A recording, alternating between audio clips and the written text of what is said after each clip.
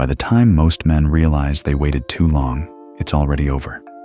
Not loudly, not dramatically, just quietly. One empty room at a time. No wedding photos. No one asking where you're going. No one waiting.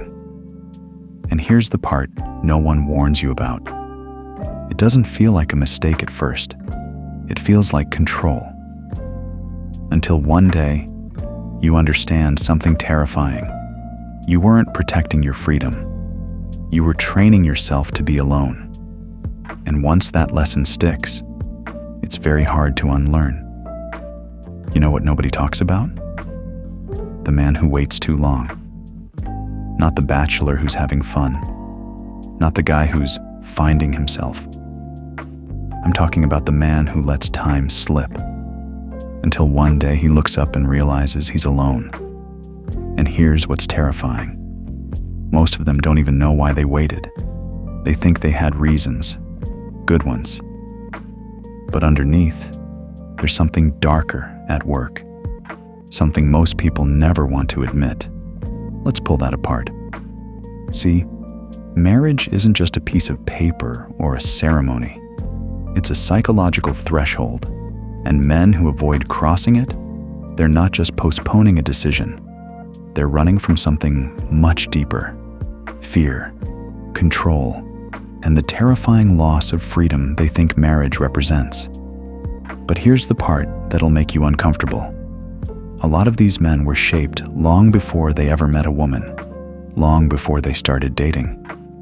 The programming started early, in childhood, in silence, in the things their fathers didn't say, in the marriages they watched crumble, in the respect they saw dissolve between their parents. They learned that commitment is a trap, that marriage takes your power, that women change you, break you, control you. And whether that's true or not doesn't matter, because once that belief gets planted, it grows roots, deep ones. Now let's talk about what happens in the mind of a man who keeps delaying. At first, he tells himself he's being smart, strategic. Why rush? He's got time. He's building his career. He's not ready. She's not the one. There'll be someone better, someone easier, someone who doesn't ask so much of him. But that's surface talk. Underneath, he's afraid of being seen. Marriage forces intimacy. Real intimacy, the kind where you can't hide, where your flaws, your fears, your weaknesses are all on display every single day. And for a man who spent his life building walls, that's unbearable. So he waits. He distracts himself. Work, hobbies, friends, other women sometimes. Anything to avoid sitting with the uncomfortable truth that he's terrified of being known. And here's where it gets darker. The longer he waits, the more he hardens. His standards become impossible. No woman is good enough. No relationship feels right. He finds flaws everywhere. He tells himself he's just being selective, but really he's protecting himself from vulnerability. Because vulnerability is the enemy. Vulnerability is weakness. Vulnerability means someone could hurt you. And men like this have already been hurt. Maybe by their mothers, maybe by early relationships, maybe by watching their fathers become shadows of themselves inside a marriage. So they promise themselves, I won't let that happen to me. But here's the cruel irony. By avoiding marriage, they don't protect themselves. They isolate themselves. And isolation is a slow, quiet death. Humans aren't built to be alone. Not really. We're wired for connection, for partnership, for someone who knows us completely and stays anyway. And when a man denies himself that, when he builds his entire life around independence, he might feel safe, but he'll never feel whole. Now think about this. How many older men do you know who never married and seem genuinely at peace? Not the ones who brag about freedom. Not the ones who act like they're winning. I mean truly at peace, calm, content. Fulfilled? Not many. Because by the time they hit 50, 60, 70, the truth sets in. They didn't avoid the pain of commitment. They just traded it for the pain of regret. So let's talk about the patterns, the warning signs, the behaviors that show you a man is stuck in this cycle, because once you see them, you can't unsee them. Pattern 1. He's always almost ready. He's got reasons, good ones. He needs to save more money, finish this project, get that promotion, buy a house first, wait until things settle down. But things never settle down.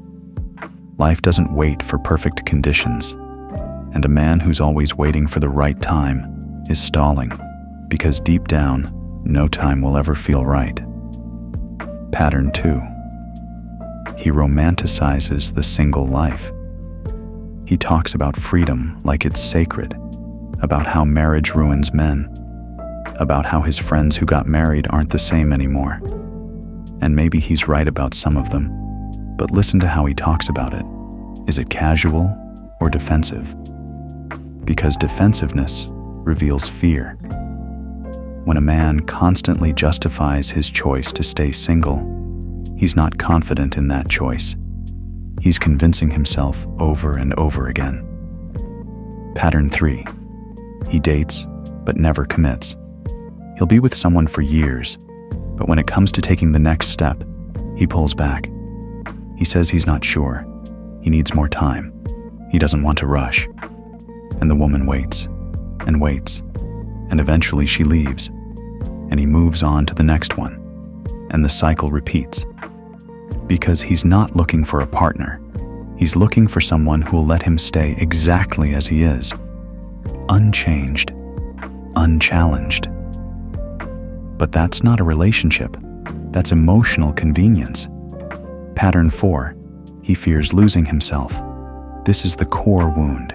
He believes that marriage erases individuality, that becoming a husband means giving up who he is, that commitment equals surrender.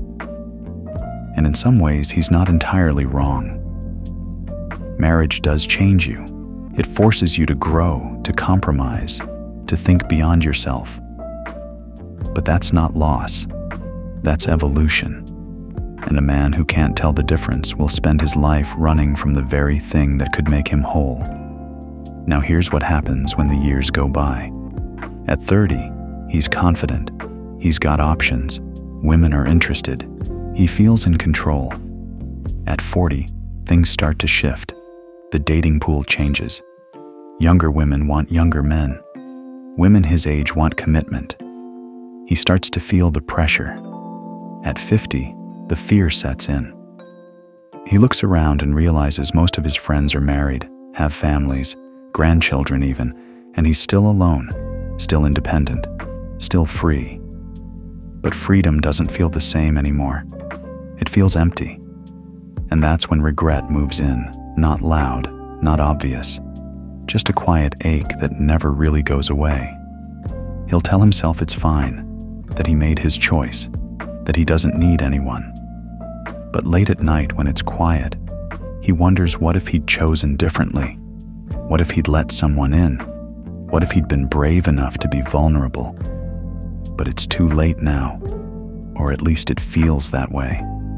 And that's the cruelest part of all, because it's not that he couldn't marry, it's that he convinced himself he shouldn't. And by the time he realizes the difference, the women are gone, the time is gone, and he's left holding nothing but his pride. So here's what I want you to understand. Marriage isn't about losing yourself. It's about finding out who you really are through someone else's eyes. And men who avoid it aren't protecting their freedom. They're protecting their fear. But fear doesn't keep you safe. It keeps you small. And life rewards the brave, not the perfect, not the cautious, the brave. So if you're watching this and something stirred in you, good. That means you're paying attention. Drop a comment. Tell me what you think. Not what sounds good, but what's true.